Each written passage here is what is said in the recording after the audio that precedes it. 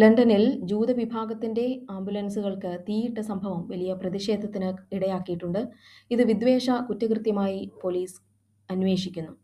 വടക്കൻ ലണ്ടനിലെ സ്റ്റാംഫോർഡ് ഹില്ലിൽ ജൂത സമൂഹത്തിന്റെ അടിയന്തര സേവന വിഭാഗമായ ഹാക്സോള പ്രവർത്തിപ്പിക്കുന്ന 4 ആംബുലൻസുകൾക്കാണ് അക്രമികൾ തീയിട്ടത്.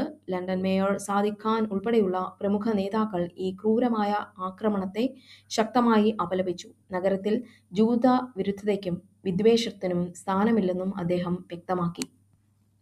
ഇറാനുമായുള്ള നേരിട്ടുള്ള സൈനിക നീക്കങ്ങൾക്കെതിരെ അമേരിക്കയിലെ പ്രധാന നഗരങ്ങളിൽ ജനങ്ങൾ തെരുവിലിറങ്ങി. ഇറാനുമായി യുദ്ധം വേണ്ട എന്ന മുദ്രാവാക്യവുമായി ആയിരക്കണക്കിന് ആളുകളാണ് പ്രതിഷേധിക്കുന്നത്. മിഡിൽ ഈസ്റ്റിലെ മറ്റൊരു നീണ്ട യുദ്ധം അമേരിക്കൻ സമ്പദ് വ്യവസ്ഥയെ തകർക്കുമെന്നും ഇന്ധനവില കുതിച്ചുയരാൻ കാരണമാകുമെന്നും ഭൂരിഭാഗം അമേരിക്കക്കാരും ഭയപ്പെടുന്നു. ഇറാഖ്, അഫ്ഗാനിസ്ഥാൻ യുദ്ധങ്ങൾ ഉണ്ടാക്കിയ കടുത്ത ആഘാതങ്ങൾ ഓർമ്മിപ്പിച്ചുകൊണ്ട് മറ്റൊരു വിനാശകരമായ യുദ്ധത്തിലേക്ക് രാജ്യം പോകരുതെന്ന് രാഷ്ട്രീയ നിരീക്ഷകരും പൊതുജനങ്ങളും ആവശ്യപ്പെടുന്നു.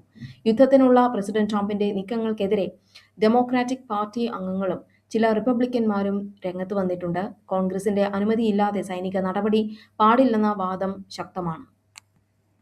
പേർഷ്യൻ ഗൾഫിന്റെ പ്രവേശന കവാടമായ ഹോർമൂസ് കടലിടുക്ക് തങ്ങളുടെ നിയന്ത്രണത്തിലാണെന്നും അവിടെ കൂടെ കടന്നുപോകുന്ന ഓരോ കപ്പലും $2 മില്യൺ നൽകണമെന്നും ഇറാൻ സൈന്യം പ്രഖ്യാപിച്ചു. അമേരിക്കൻ ഉപരോധങ്ങൾക്കും സൈനിക നീക്കങ്ങൾക്കും മറുപടിയായാണ് ഇറാൻ ഈ നടപടി സ്വീകരിച്ചിരിക്കുന്നത്. തങ്ങളുടെ കടൽ പരിധിയിലൂടെയുള്ള യാത്രയ്ക്ക് സുരക്ഷാ നികുതി എന്ന നിലയിലാണ് ഇത് ഈടാക്കുന്നത്.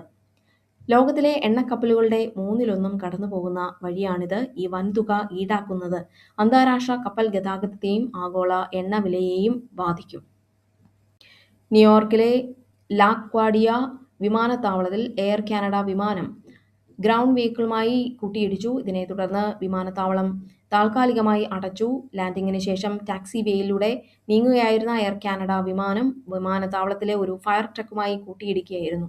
ഗ്രൗണ്ട് വെഹിക്കിളിൽ ഉണ്ടായിരുന്ന 2 പേർ കൊല്ലപ്പെട്ടതായി റിപ്പോർട്ടുകളുണ്ട്. വിമാനത്തിലുണ്ടായിരുന്ന യാത്രക്കാർ സുരക്ഷിതരാണെന്ന് ആണ് പ്രാഥമിക വിവരം. വിമാനത്തിന് കാര്യമായ കേടുപാടുകൾ സംഭവിച്ചിട്ടുണ്ട്. അപകടത്തിന് കാരണം കണ്ടെത്താൻ ഫെഡറൽ ഏവിയേഷൻ അഡ്മിനിസ്ട്രേഷൻ അന്വേഷണം ആരംഭിച്ചു. ഏപ്രിൽ 9 നടക്കുന്ന നിയമസഭാ തിരഞ്ഞെടുപ്പിനുള്ള നാമനിർദ്ദേശ പത്രിക സമർപ്പിക്കാനുള്ള സമയം ഇന്ന് വൈകുന്നേരം 3 മണിക്ക് അവസാനിച്ചു. ആകെ 1269 പത്രികകളാണ് സമർപ്പിക്കപ്പെട്ടത്. പത്രികകളുടെ സൂക്ഷ്മ പരിശോധന നാളെ നടക്കും. പാലക്കാട്ടെ UDF സ്ഥാനാർത്ഥി രമേശ് പിഷാരടിക്കെതിരെ ഗ്യാസ വിഷയത്തിലെ പഴയ നിലപാടുകൾ ചൂണ്ടിക്കാട്ടി CPM രംഗത്തെത്തി. പിഷാരടി ഇതുവരെ ഏതെങ്കിലും ജനകീയ വിഷയങ്ങളിൽ നേരിട്ട് ഇടപെടുകയോ ജനങ്ങൾക്കിടയിൽ പ്രവർത്തിക്കുകയോ ചെയ്തിട്ടില്ലെന്ന് മാരാർ പരിഹസിച്ചു. രമേശ് പിഷാരടി കോമാളി എന്ന തോമസ് ഐസക്കിന്റെ ആക്ഷേപത്തിനും മുഹമ്മദ് മുഹസിന്റെ ആരോപണങ്ങൾക്കും മറുപടി നൽകി.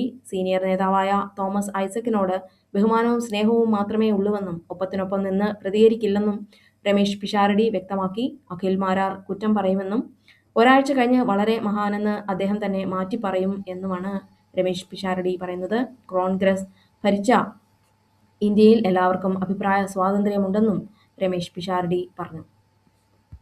കൊമേഴ്ഷ്യൽ LPG വിഹിതം കേന്ദ്രം 20% വർദ്ധിപ്പിച്ചെങ്കിലും കേരളത്തിൽ ഹോട്ടൽ മേഖലയിൽ പ്രതിസന്ധി തുടരുകയാണ്. ഇത് പരിഹരിക്കാൻ അടിയന്തര ആവശ്യങ്ങൾക്കായി SOS സിസ്റ്റം വഴി ഗ്യാസ് ലഭ്യമാക്കാൻ സർക്കാർ പോർട്ടൽ ആരംഭിച്ചു.